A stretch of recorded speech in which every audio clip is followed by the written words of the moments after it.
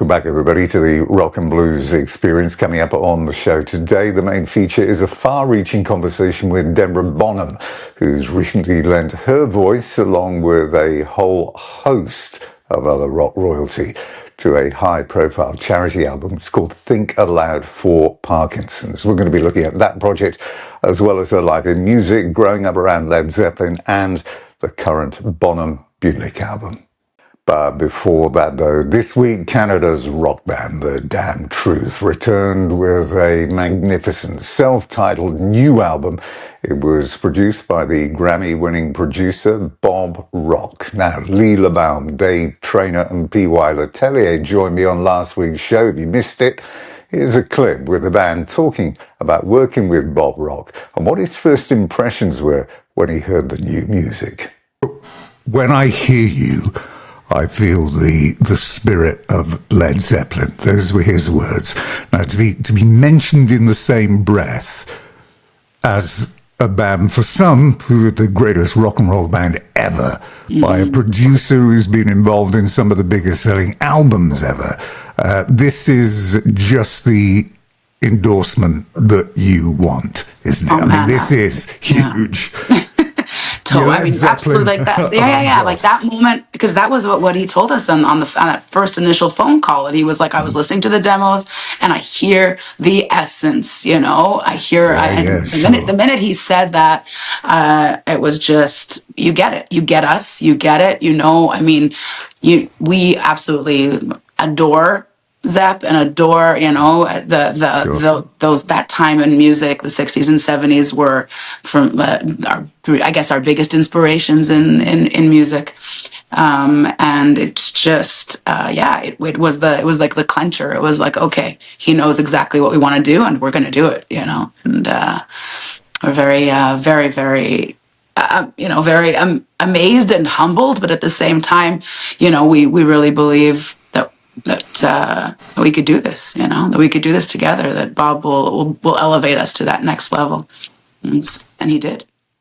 Now, you can watch that feature in full on the YouTube channel, on the website, or on the Facebook pages. And if you haven't yet listened to the album, then do, because it is time very well spent.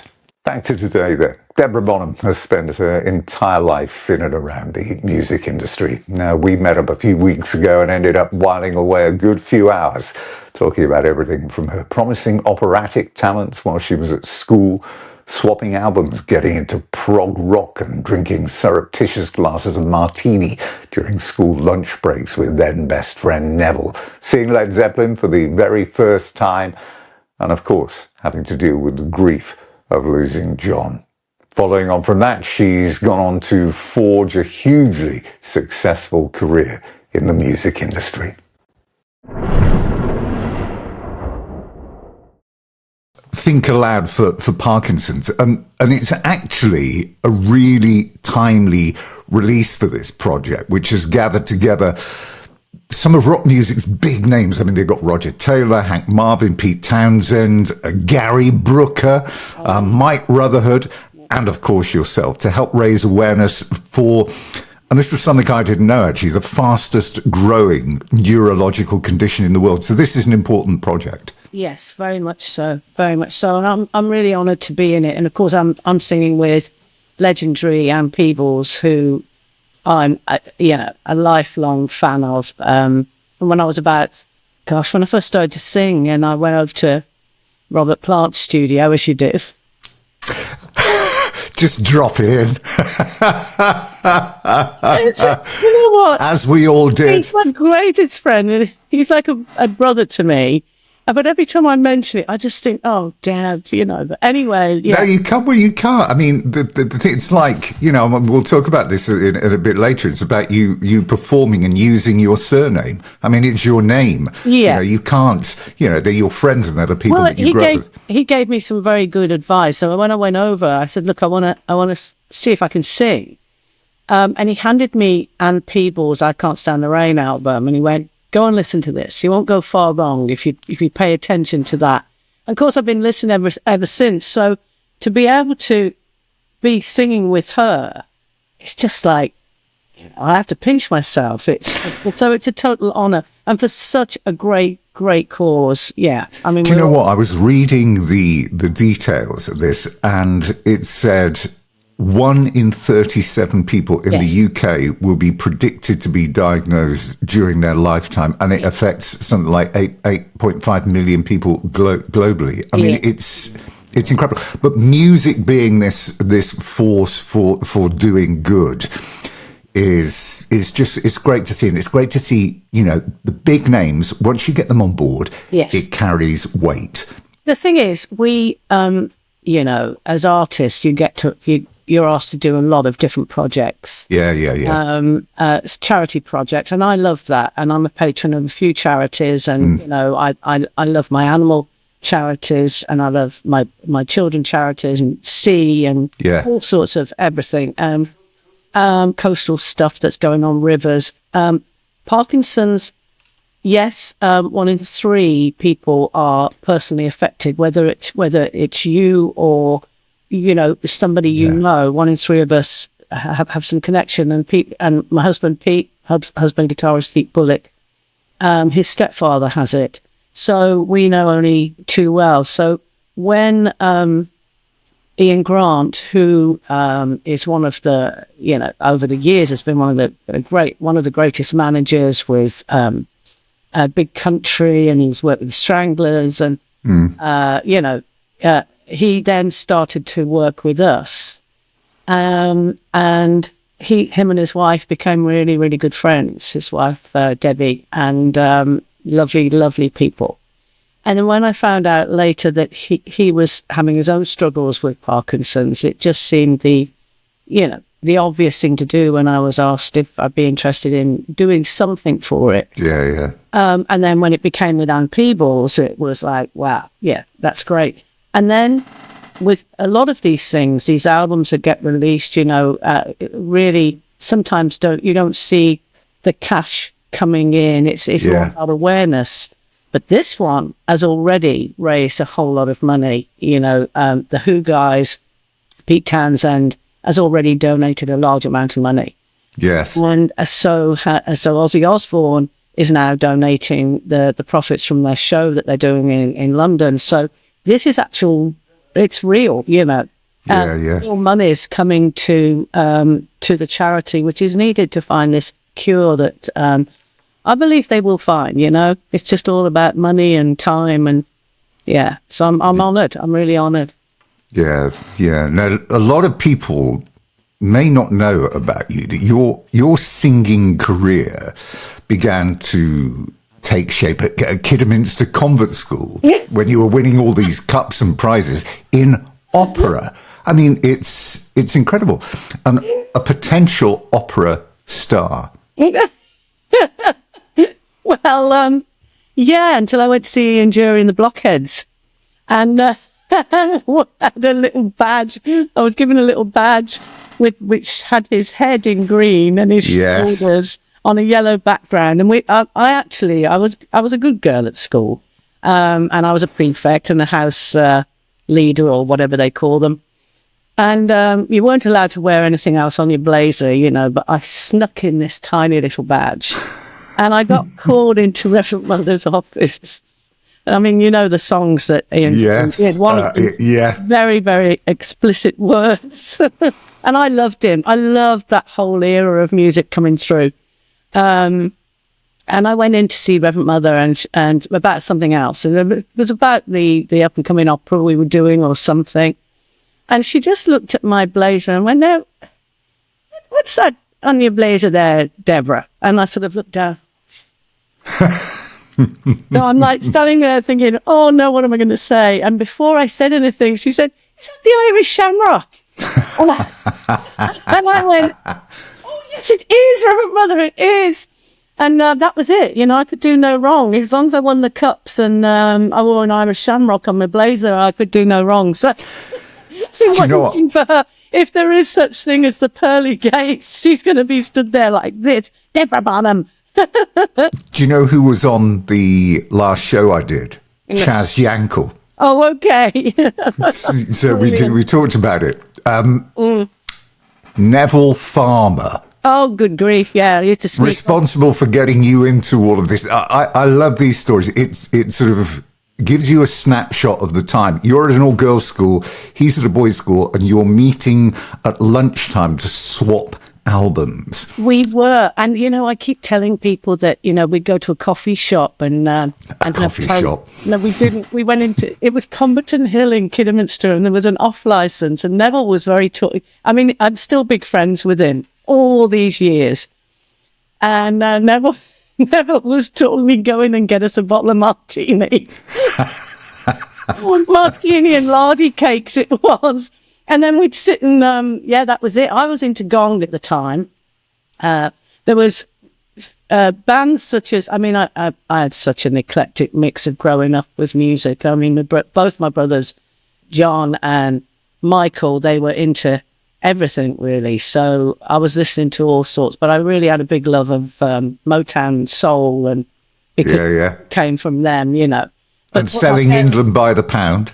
Well, that came from Neville, actually. And that said, John used to play a lot of Traffic and Genesis and, just all sorts of music out there. But selling England by the pound, I hadn't heard it. I hadn't heard John play it. And Neville had it in his bag. And I had Camembert Electric by Gone. We swapped.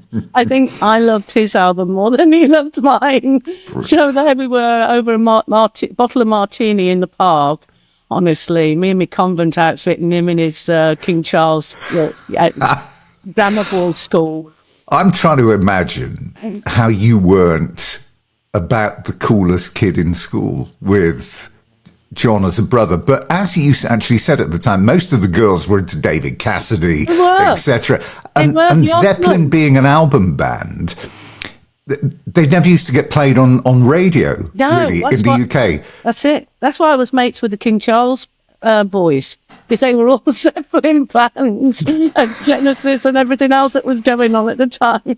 It was all Osmonds and Cassidy at the convent. So, yeah. And you actually had, when it comes to writing your book, your life story, and you start to recount the time that, Robert and John, I had Led Zeppelin at my 6th birthday party. Who did you have? I know. It was a crazy growing up. Where did you first see Zeppelin? Was it Bath Festival or Birmingham Town Hall? It was Bath, and then Birmingham Town Hall, and then Birmingham Odeon. I think the Birmingham Odeon and the Birmingham Town Hall weren't too far apart, if I remember. I mean, it was definitely Birmingham Odeon, I think, where I thought I want to do this.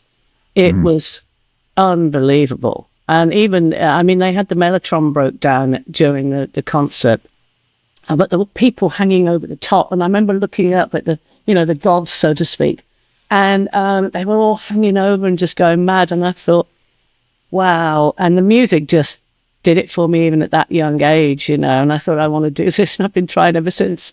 You had a really musical house, didn't you? There was always something going on in your household. The big band sound, which is where John's love of Gene Krupa. How many people were influenced by listening to Gene Krupa? I was talking to Carmine Appice, who was saying, if you were into drums, Gene Krupa was the man. Yeah, he was. My mum and dad were big fans of all that music. So they were playing Eddie Goodman, who Gene Krupa played for. My dad was into Mahalia Jackson and Billie Holiday and things like that. So we used to, and Lena Horne, he used to love Lena Horne. So we had all this fantastic music, and they both loved Harry James, and of course Gene Krupa played with him and Buddy Rich. So that was John's love of. And how talking about cool parents, there aren't many that would be there to acquire front row tickets to see the Beatles, which is what they did with your two brothers and got them along to see. My mom, she said she couldn't hear them even play. There were the screams were just ridiculous. But in the same way, John sat there and said, "That's what I want to do," and that's exactly what he did from the minute he saw the Beatles. And then, of course, later on, he ended up playing with Paul McCartney on Back to the Egg, and they did a great track. I remember before John played with him, Paul McCartney released Let Them In, I think, on a single, which I bought, and it was okay. Yeah, it was okay. But I flipped it over, and there was a song called Beware My Love on the other side, and I played that absolutely non-stop. I loved it. And then later on, I found out that John did a version of it with him. So yeah.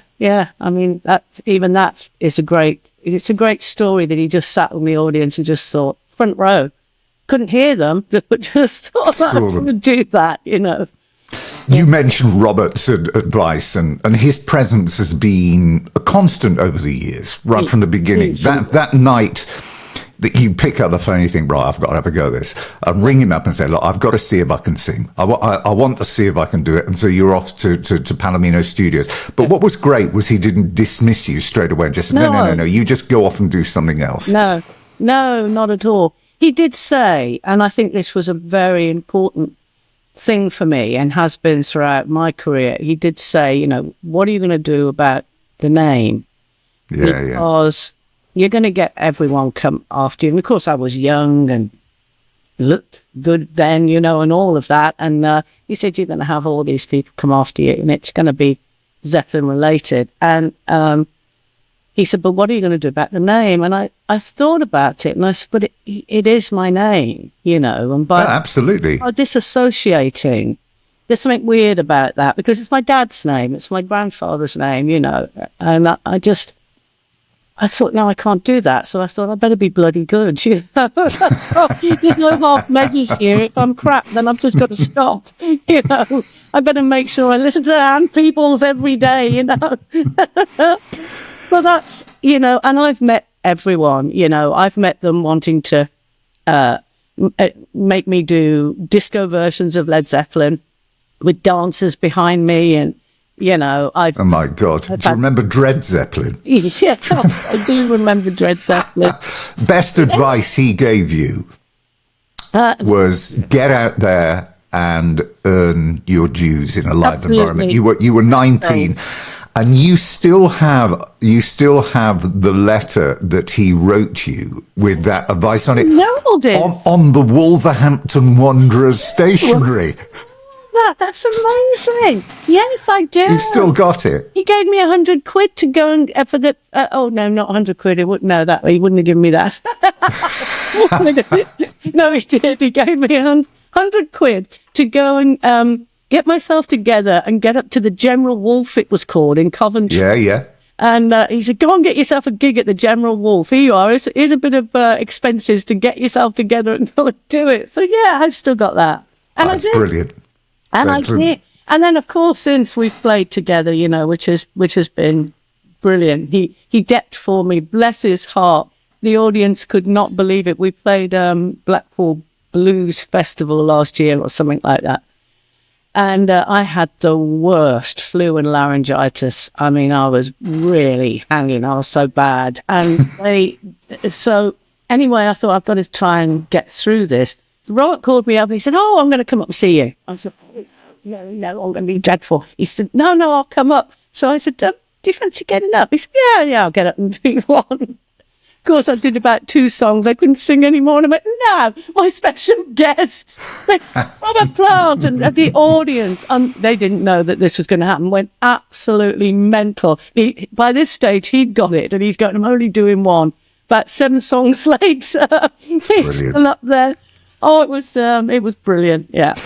But you talking about your name, you did send out your demos anonymously, though, didn't you? Because obviously, you know, you didn't want that expectation of your name, and you ended up with that Carrera deal, that 10-year deal that they wrapped you into for a lifetime. Yeah. Things unravelled quite quickly. I mean, you were off to Germany. You were working with Tony Carey, who was a big name back then as well. But this must have been a fabulously exciting time. You've got to deal with a record label that had big acts on it. Yeah, it must have been amazing. It was. I mean, and it was big money that I didn't see. I bought a pair of silk pajamas. I thought, I can go out and buy something. So I went and bought some silk pajamas. I've still got them as a reminder that these silk pajamas, you know, that they meant so much back then. And really, what a load of nonsense. Yeah, it all went very wrong. You had 100 songs I saw written somewhere about for that album, and even Robert sent in a few ideas as well. Yeah, it was just, you know, it was all very exciting at the beginning, and it went drastically wrong in that I suddenly realised I was being absolutely manipulated left, right, and centre. That it was all about taking me to Germany. No one spoke English in the session. The producer, and he was a great guy, Ryan Pertner, the producer. But it was like, just sing that, and then off you go. You know, that type of thing. So I had nothing to do with the album whatsoever. And they changed me into this like 80s. I mean, I don't know. I look like some version, and I love Bonnie Tyler, but the cover was like... What's the cover? What is that? What is that? I had these pictures taken, which I really liked, and they thought, no, you gotta... Yeah, we're gonna... I remember the album coming out. I remember the full-page ad in Kerrang! Magazine. Yeah, there you go. With the street going through the picture, and you're thinking, faster than the speed of light. Yeah. But I remember buying the album. The album got great reviews. It did, but it wasn't me, you know? It just wasn't me at all. I mean, I was... Oh, thank you so much. My assistant has just come with that. I mean, haven't point much, have I? Yes. Yes. What the heck? Love it. It did. It got amazing reviews, but it wasn't me. I was doing stuff like Joni Mitchell. I was doing West Coast LA, you know. I was hippie, hairy fairy. Hairy fairy? Hairy? I was a hairy fairy. It wasn't me. So these songs, I managed to get some of my songs on there. And they took them from being, you know, me just basically playing acoustic guitar, and singing and loving that, to, you know, real 80s type of... Yeah. At that time, you said that it could have gone badly wrong if that album had really taken off. I think I wouldn't have survived. You said you headed off down that hedonistic road, but you're quite a spiritual person as well, aren't you? Because you talked. I've read this somewhere. You talked about that moment in time where you had that dream, that strange dream where your brothers appeared to be taking you by the hand. Yeah, and you're like, hang on a minute, this, no. And then you wake up the following morning and think, right, that's it. There's a message here. I kept saying in my dream, but what about, I couldn't work out where I was going. I was just so happy to see them, and I was trotting along and thinking, oh, this is great. And then I remembered my mom, and because my mom was living with us. Yeah, it was a real, and I just woke up and went, that's it. But it, you know, it wasn't so much hedonistic. It was, I just went down the road of too much alcohol and and taking stuff, you know, and a lot of it was rooted in the fact that I never really got over the grief, and every time I started to try and get forward a little bit. I mean, with Led Zeppelin, you're never allowed to forget. I mean, we've got the Becoming Led Zeppelin film now, you know. Yeah. Which is, I mean, it's a great positive film, but, you know, nonetheless, when you're watching it, and it was brilliant to hear John and then see my brother Michael as well, but who died young also. So, and then while you're in it, it's fantastic. And then you come away and you suddenly go, wow, you know, my mom, my dad, my two brothers have all gone. So, you know, the grieving, I mean, because you were quite young, I mean, the grieving process must have been very, very difficult because it's so public. And for us, if somebody close to you passes away, there's that period. But gradually over time, you know, things sort of work their way back to normal. But for you, every time you turn around a corner, somebody could be talking about it. It's in the news. There's anniversaries. There's always a reminder. So it's almost that you're never allowed to get over it. No, you're not. And then, of course, it wasn't many, 10 years after John, my father passed away and I found him. So that then brought back all of John as well. And then, 10 years after that, my other brother passed away. And I was, and we were, myself and Michael were incredibly close. And he passed away at 49. So it just seemed to be this roller coaster of never being able to come to terms with losing my family. And it's only really now that I'm starting to deal with stuff that, I've realized that. And I tell you, I know this does sound a bit corny, but the animals and the stuff I get involved in have made a huge difference to me. As soon as I start getting a bit maudlin, I'm out on the horse or walking the dogs and I'm smelling the coffee. I'm actually out there thinking, well, actually, this is a beautiful world. We just all got to fight for it. And that does sound hippy-dippy, and especially, not really. Especially when you see what's happening right now. Yeah. We had Ukrainians come and live with us, and they've been incredible, and we're very close to them.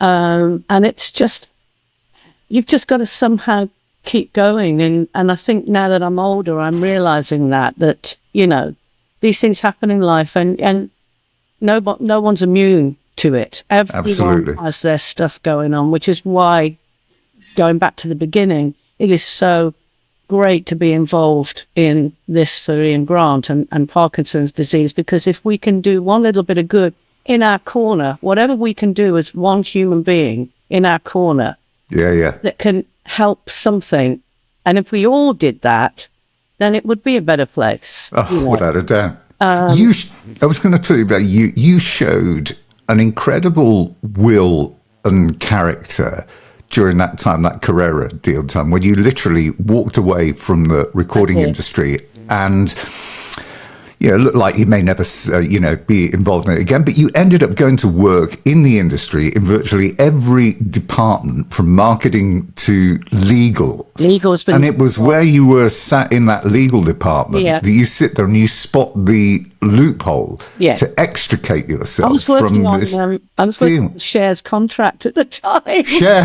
Yeah, and I'm reading these things and I'm thinking, wait a minute, and I'm starting to understand all of it. So I went back, I'd saved all my contracts and I went back and got all my rights back. And I think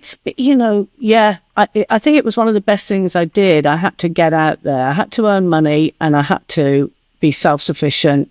And it gave me a kick up the backside and made me realize that, You said at the time, at that time, things had changed a bit, because if it was difficult as a teen in your 20s, as a 30-year-old woman in this industry, you got to work 10 times as hard because everybody thinks you're over the hill and past it. Well, that's it. I mean, then we went to America and with my nephew Jason, and we were opening up the shows for him while he was doing his stuff. We were doing all original material, so, we were opening up and the shows were packed, and we were going down a storm, an absolute storm. And the Sony representative was following us around. And in the end, I thought, well, this is it. Yeah, I'm older, but we're seasoned. We're going down absolutely, incredibly. Surely something's going to happen with this. So anyway, we met with the head of Michael Jackson's label, MJJ, and a guy who signed AC/DC, actually, but worked for Atlantic Records. And we met with them in this swanky hotel in Beverly Hills. And they just talked across me. It was like, well, and then there was like, well, she's no spring chicken, so what are we... but she's got the voice. And hello, just played all my songs and they're going down the storm. And they're like, but what are we going to do with her? We can't market her the way she is. So, and maybe that was true. I'm happy to take that on the chin. Maybe that's true. But they then said, well, I know what we'll do. She's got the voice. We'll get her to do Lady Sings the Blues, a load of, or Billie Holiday and, that type of stuff. Now, even though I was in my 30s, I had not had that, I had the grief of losing John, but I'd had a relatively privileged upbringing, Yeah. I couldn't sing Billie Holiday. I couldn't do her justice. It was like, how the hell can I sing that when you can hear her vulnerability, her pain, everything that she'd gone through in life, the segregation, the way she was treated as a woman and a black woman at that, Me. So I actually sort of stood up and walked away from it. And Pete, my husband, was in the meeting on that. And they're going, yeah, I mean, we could get her a Grammy. And we're talking a big deal, a few $1 million, they're talking there.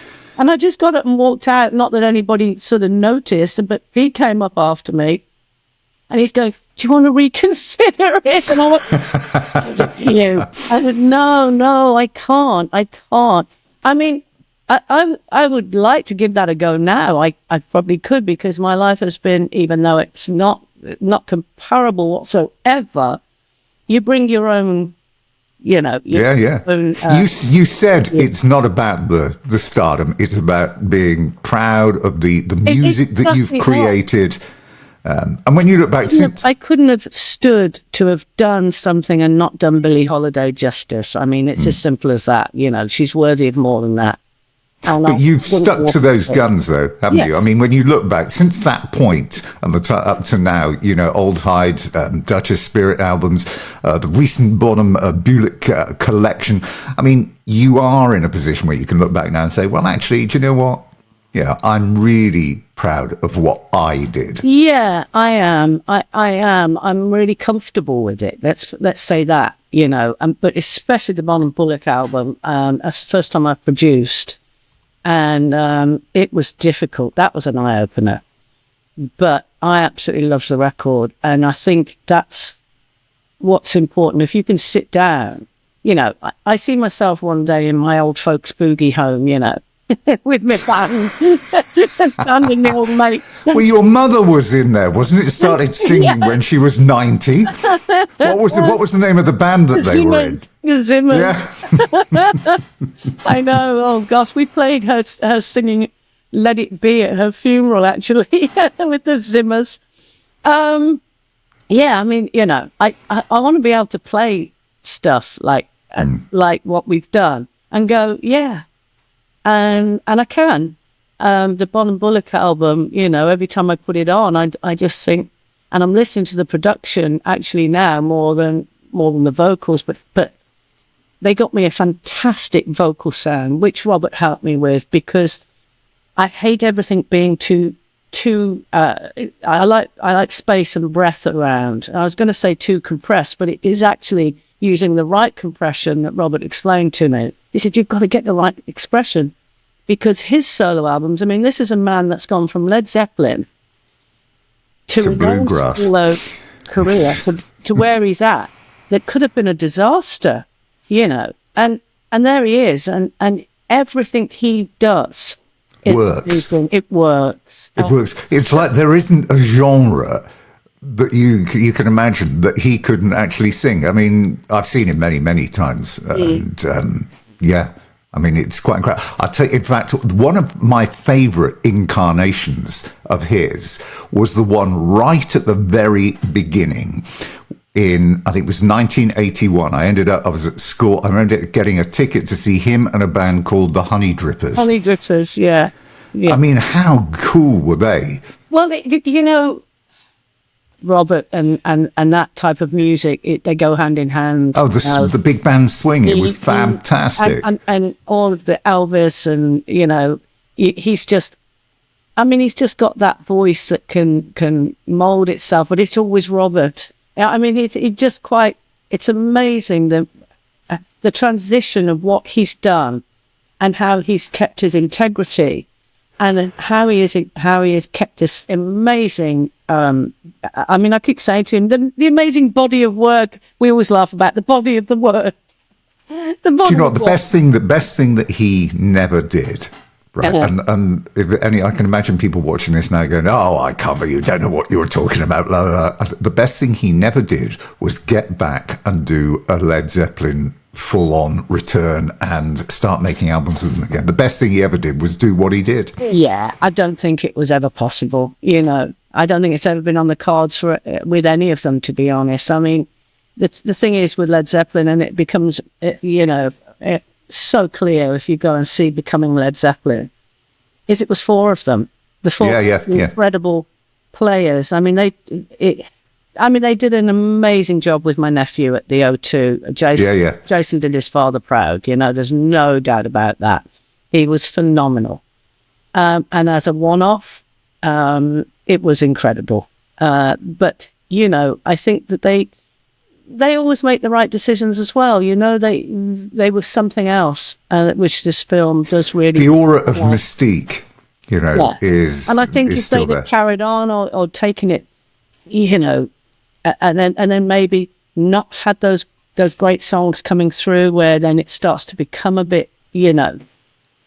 Your recent album, the Bonham Bullick album that released the first time, you decided to do an album of cover versions. Yes. But the big thing here was, unlike so many who would just go for the obvious, this was anything but. Johnny Taylor, Stephen Stills, Albert King, Ron Davis.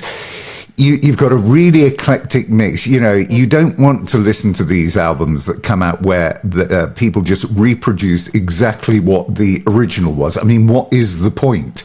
You know, the original will always be better. You've absolutely, you've read my mind there. I mean, I've said this on numerous occasions that I just don't want to do that. I don't see the point. The original is always better. And absolutely. You can do your own take on it, which is what and I found it really hard, because when I write songs, I sort of have a picture and I know where it's going to go and how it's going to sound. With this, I loved all these songs, and they are obscure. You know, there's quite a few. I think the Albert King is about the only one that's not really obscure.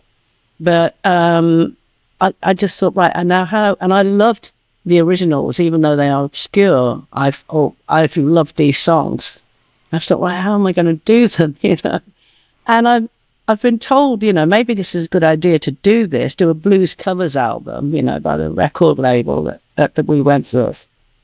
And I think they were a bit shocked when I did it, because I think they were expecting, you know, all the usual. Oh, yeah. It's not me. Again, it's just not me. So, you didn't fancy doing Rubber Band Man then? I did. Oh, well, you know what? That's oh goodness, my favourite. That's always the one that comes out if I'm at home and the music, if we've been to the pub. That's the one that comes on.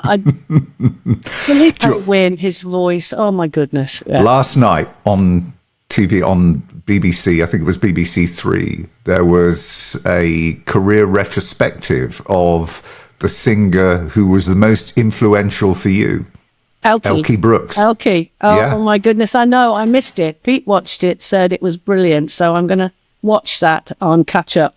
Oh, big Elkie Brooks fan. Huge. I mean, she just, I don't. Words fail me for Elkie. Well, and thanks to you, actually, I started to listen to an album that I'd never listened to before, which was Suicide South. Oh, Maggie Bell. Maggie Bell. Yeah. She's just. It's mind blowing. Magnificent. You know, and then these women were trailblazing, because they. I mean, listen, I'm not going to get on my soapbox about how it is a very male dominated, you know, even though lots of women come through, women still have all the issues that men sometimes don't. But back then in the 70s, you know, I mean, it was pure male dominated. And so you had people like Janis Joplin and in the States, and, you know, here we got Maggie Bell and Elkie Brooks, just phenomenal women that were out there trailblazing and flying the flag for women to follow, you know, and it wasn't an easy road. I mean, I've read Elkie's book, I speak to Maggie. I've known Maggie. She knows that I'm an absolute wolf. She's been an inspiration.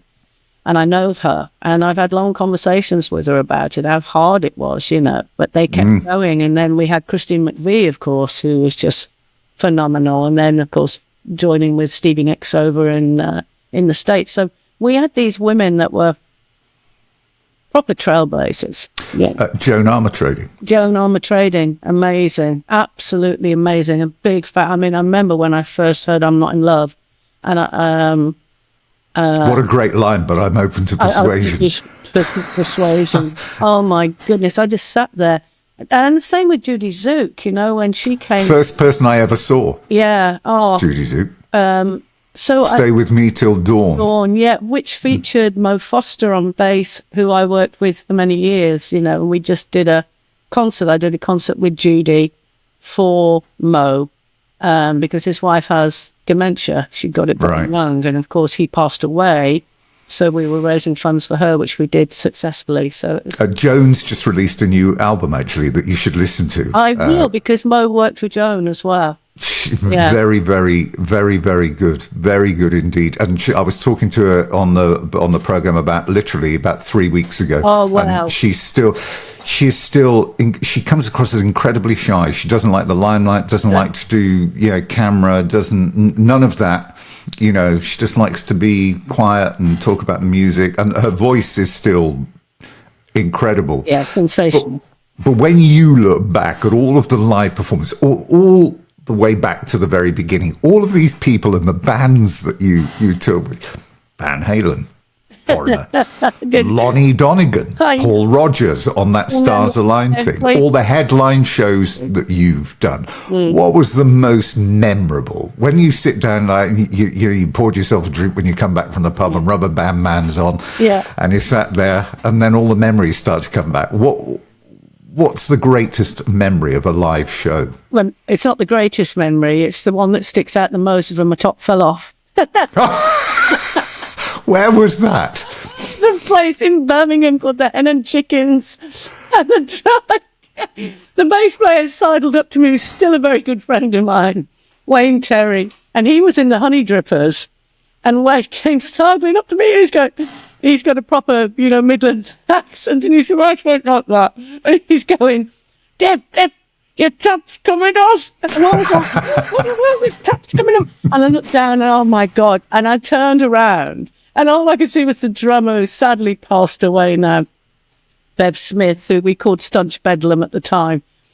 And he was the drummer in the Honey Drippers as well. So it's all like, full circle. And I just turned around to try and pull this top up. Wardrobe malfunction. And he's just playing away going, let them all hang out. So that's the worst memory.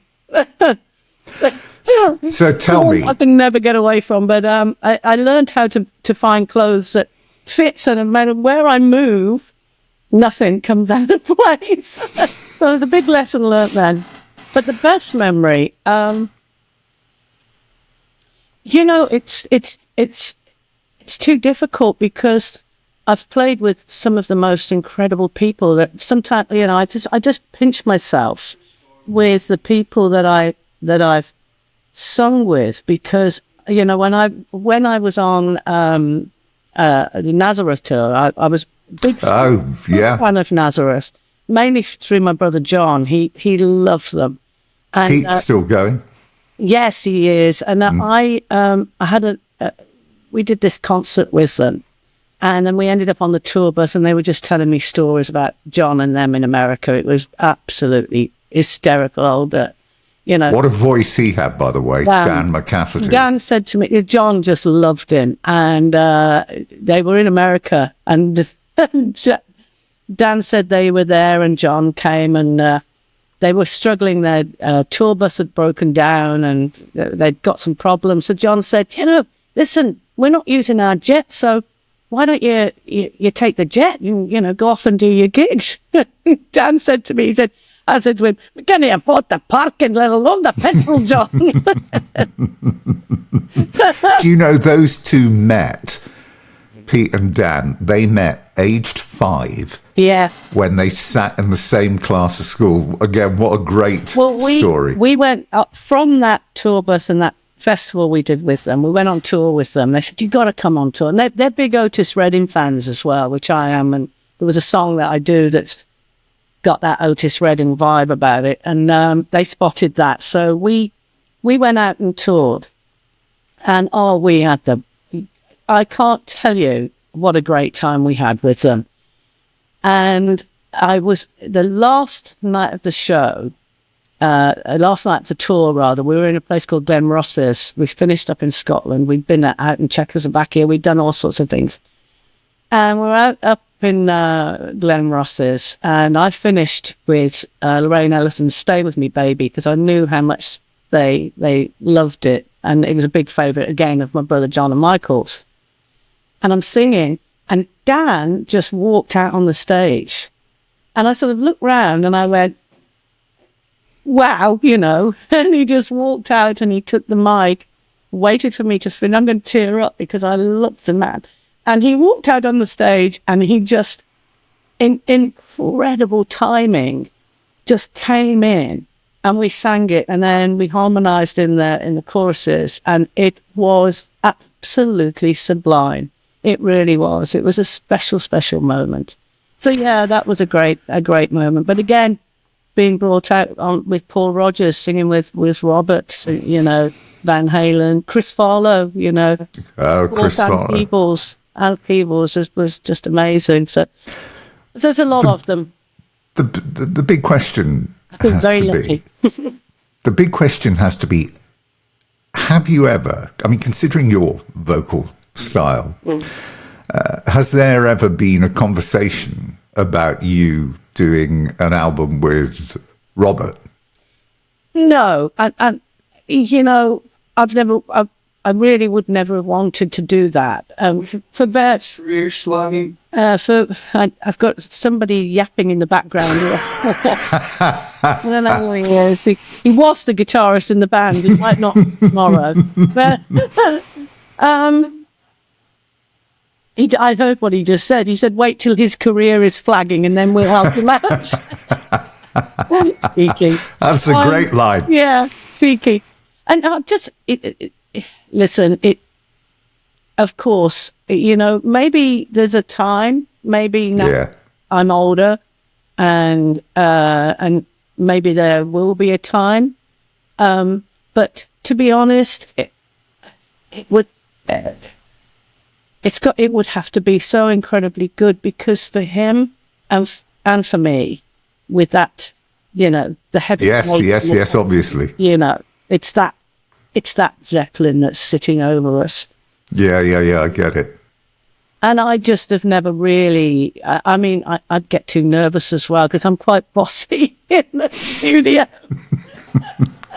Can you imagine? I'd just have to take direction, because he's so brilliant, and he takes over. So I'd be so nervous standing there going, "Don't say anything, Dad, don't say anything." And I probably would say something. Now, lastly, then, I wanted to touch on the animal thing, because all of these farm animals, the horses, you actually worked for a racehorse trainer. I did. Didn't you? I did. And this is how the getting involved in the horse charity and looking after retired racehorses came in. Yes, I did. I worked for, up in the Midlands, a local racehorse trainer who had quite a lot of success, won the Cheltenham Gold Cup. Who was that? Not John Joe? No, it was a horse called Bourne Oaks, and the trainer was Martin Tate. Right. So, I worked there. I fell in love with a beautiful horse there called Donald. I forgot what race name that was now. It was just Donald to me. And I wanted so much to have him, but I couldn't. I just thought, he's going to be thousands and thousands of pounds. He's a racehorse. And sadly, I found the reality of the race world back then was, he wasn't a very good racehorse. And one day I turned up and he'd gone. And that was the end of him.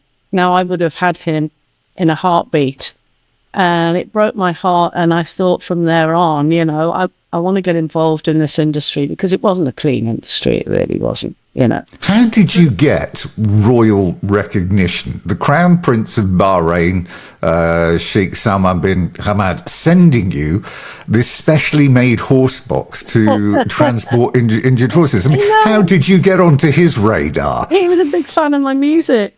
Was he really? Oh no, he loved Led Zeppelin. Oh goodness.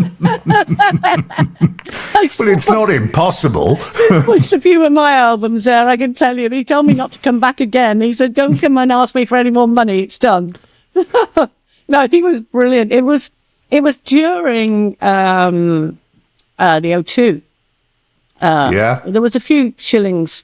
How do you say? Some silver passed hands, in that he wanted to go to the O2 to see Led Zeppelin, and he'd been in touch with Robert, and so Robert said, "Well, my friend," Brilliant. because actually the Crown Prince was a big horse aficionado as well, So it was great, and he sent his emissary, or whatever you call them, came over, and I met with him, and he was absolutely amazing.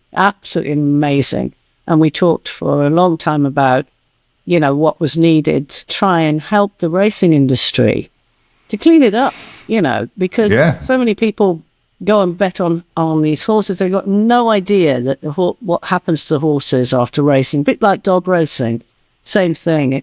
Racing isn't quite as clean as there's a lot more ethical horse trainers now than there were. They were just a bit of a commodity, and it's difficult to rehome these big creatures. Dogs are easier, but they're still killing the dogs. Across the world. I mean, it's tough. You just got to keep in there and. Are you and Paul Rogers still patrons of the Animal Sanctuary in Scotland? No, we that charity started to. It actually became really good, and we got some. What Paul and Cynthia, his wife, and myself and Pete have always done is, if we get a charity right, from nothing and on its really moving and up on its legs, and with funds and reserves and people coming in, then we move on to the next smaller one to try and do the same. So, right. But we always keep our eye on them all. The Racehorse Sanctuary, Willows. We're still out there just watching, but those two charities are doing great. They always need help, of course, but they don't need our absolutes getting in there and bringing all the people in and raising all the funds, because we did a lot for both of them. It's how Paul and my band got playing together, through the horses. So we started doing the charity gigs, and he used my band, and then he said, gosh, this is really good. I'm liking this. And then it just grew and grew until we finished off at the Albert Hall with an incredible show and raised a lot of money for Willows at that point. So yeah. No, now I'm a patron for it's called Sussex Underwater. So we're desperately trying to clean up the sea, the sewage, bring the kelp back, stop the trawling that's wrecked all our inshore waters. So that's a very small charity at the moment, and we're trying to build that up so that all around the country everybody starts to protect their waters. Absolutely. A lot of great people involved in all the sewage and the river stuff. So last question then, and then you can be on your way. What is the best Led Zeppelin album?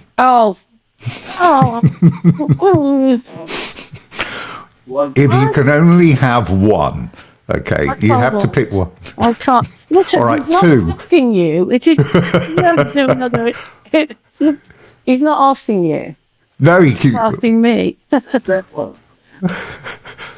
don't know. I can't because I love Zepp 1. Yes, of course, I can hear in the background he's shouting Zepp 1, but I love Zepp 2.